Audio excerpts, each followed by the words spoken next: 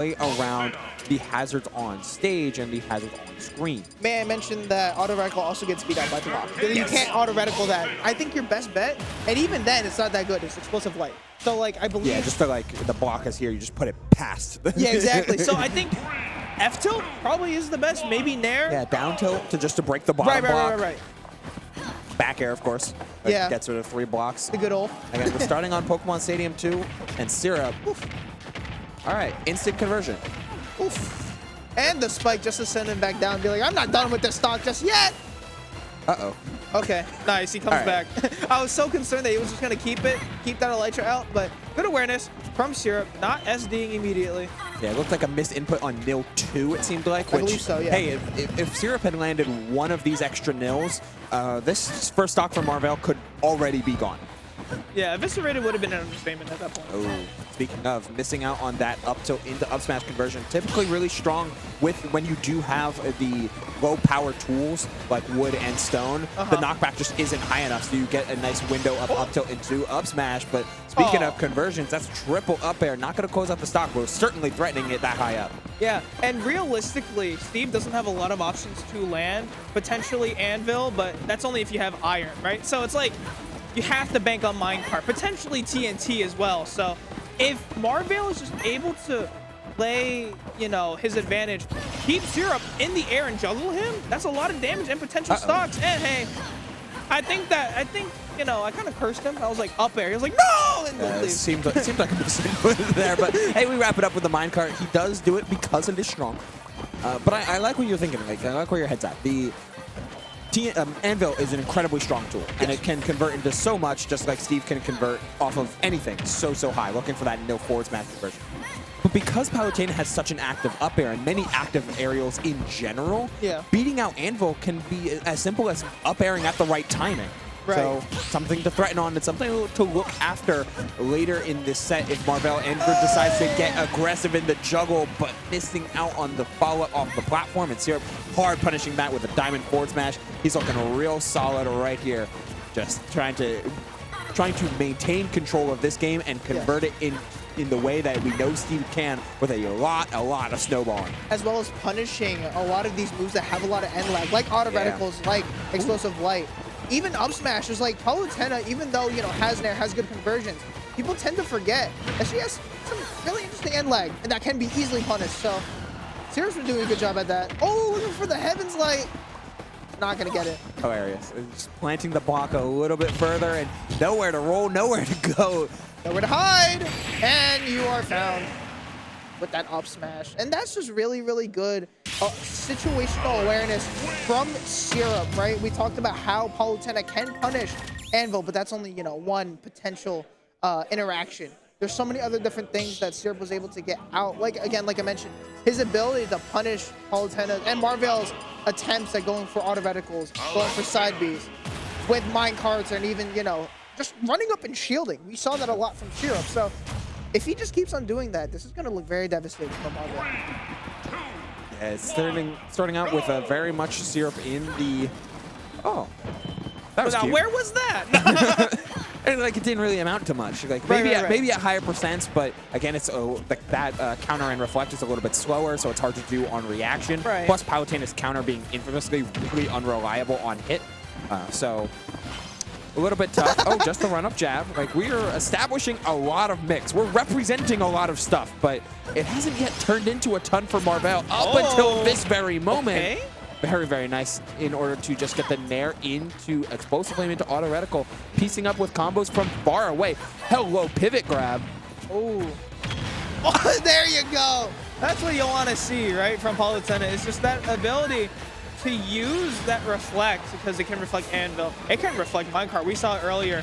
And, you know, the possibilities that open up because of a reflected Minecart are crazy. It's whether or not Marvale can find it. But up close, you really can't risk, you know, going for a counter. So you can only go for it for so much.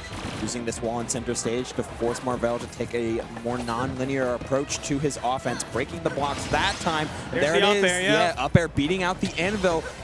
Showing no fear, and it's only gold tools. Oh, there's the diamond for next stock. And we're going to see some good mining and, some big punishing. So, yeah, I guess that's the a temperament to a I forget what the word I'm looking for is, but hey, like punish the moves that have end lag. Like, hey, you know what? With gold tools, you got plenty of time to do that. Exactly. Uh-oh. All right, now, oh, you saw that Syrup wanted those diamond tools. We're just gonna roll with this wood. And that's the thing with, wow, that didn't hit.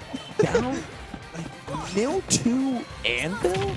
Oh, I can see because I think Anvil just increases the time it takes for a block to, you know, get destroyed or diminish at least. So yeah, the Anvil was the setup right there. And Syrup untouched on the stock, by the way, and just setting up another. Oh, nice. That was just really, really good setup. Just mining on that block to break it, sending out that minecart, hitting that block, getting the up smash. Perfect trapping from Syrup. I guess the play around that is to jump. Again, another nil comes out though. Syrup is just constantly threatening on like all of these different traps and setups, and his nils have been, for the most part, pretty consistent for such a game-breaking but relatively difficult tech. Instead, just choosing there to go for the up tilt into back air. Oh, you are gone. Yeah. It was a risk it all. High risk, high reward, but no reward found with that risk. So Marvale looking a bit shaky.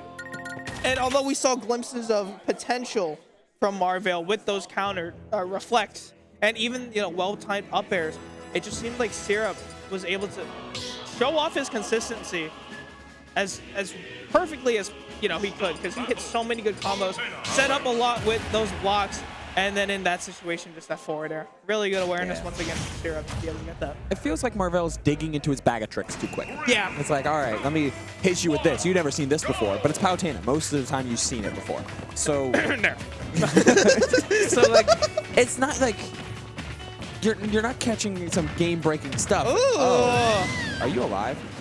Yeah. Yeah. Oh, took too steep of an angle. But honest, hey, if I'm Syrup, worth. You hit the clip, W. However, for Marvale, you got clipped. That sucks. I'm but saying you didn't. You're not down a stock. It's a 0 to death on both sides. I think it's a win-win. True. All right. Palutena wins by doing absolutely nothing. Compilation. Yeah, I mean, it's Kid Icarus on resin. So like. That's true. Oh my god. Just the roll away, not respecting the out of shield options from Marvell there at all. However, this is a very, very low amount of resources for Syrup. Like no gold, probably barely any redstone. We're chilling. Nice. Good nair to punish that Elytra coming back on the stage. That was kind of goofy, I'm not going to lie. What's making this even better is the stone faces on both competitors. Look at the gamer lean on Marvell. Like, this is some comedy of instance in game. Oh, come on, dude. Reversal of that proportion because of the hop out for the minecart. Maybe Marvell expecting a block to be placed, but nope. I like that. That was smart. Using that crafting table as a means to extend that hitbox of up smash. Oh, it's Big Bird. Oh, that's not going to worry too much. Of course, you know, coming back. And there you go. Breaking that minecart. You know, you tend not to see a lot of people go for that because, you know, people are like, oh, but we risk allowing a Steve to mine. No, minecart, like breaking crafting table is very, very important in this matchup. Yeah, force the crafting table to spawn and take resources is massive, especially in a resource-light type of game. Syrup has been winning the percentage battle, but has very much been limited on that was nice. Oh my god. Yo, and we've seen that trap work against multitude of players time and time again because it covers so many conventional options. Gotta think outside the box, which is something that Marvell has typically been doing pretty well, even if it's just being ready to reflect those minecarts. Syrup finally getting into his mining loop, has the gold, has the redstone, and the diamond online, crafts it immediately. Now for Marvell, oh, the air dodge. You're off stage, but you're able to teleport. Oh, trying to get that read. He got it. I mean, Syrup had the right idea, just not the execution. Uh-oh, the reverse auto reticle. How you come back? No! That's tough. I saw the vision. Another counter, maybe reacting to the minecart, but because the minecart whiffed, the counter then whiffed completely. Yeah. Just a little bit of miss here, a little bit of miss there. Some good ideas, but fell victim to something that Steve is so good at. Even when he's not playing the heavy resource game and has those powered minecarts ready at his disposal, those diamond tools at his disposal, and like outputting so much damage and so much threat.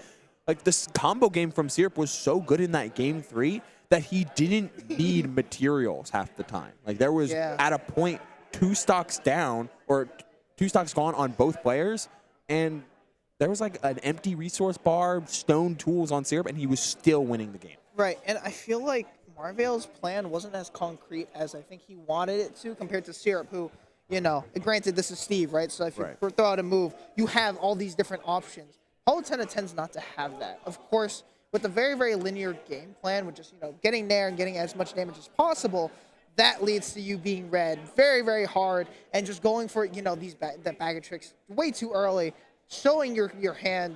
It really did cost Marvale a lot. And then going to Battlefield, I don't think that was the right option for Marvale. But at that point, it was just, you know, you got to try. And I like the idea of, like, and we saw it kind of pay off with some of these ledge setups and the ledge house that he built to once Marvell grabbed the ledge. Yeah. The counterplay to that is just to try and avoid the interaction completely. That was such a nice reversal.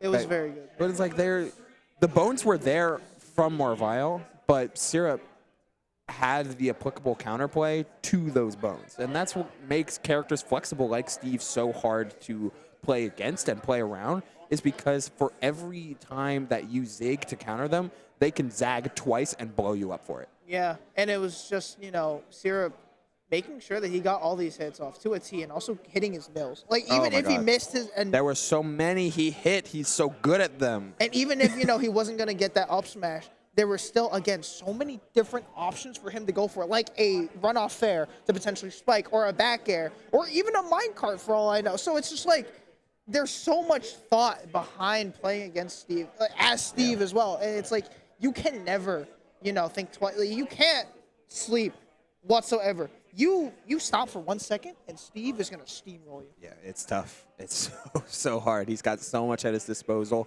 and flexibility in your own space is the name of the game. But what the name of the game prior was being able to assert dominance on your opponent a little bit, and that's what we're going to be seeing in our next set. Another new age type of classic. It's going to be Jackal against WebJP, 2 characters that you don't see as much anymore, if at all.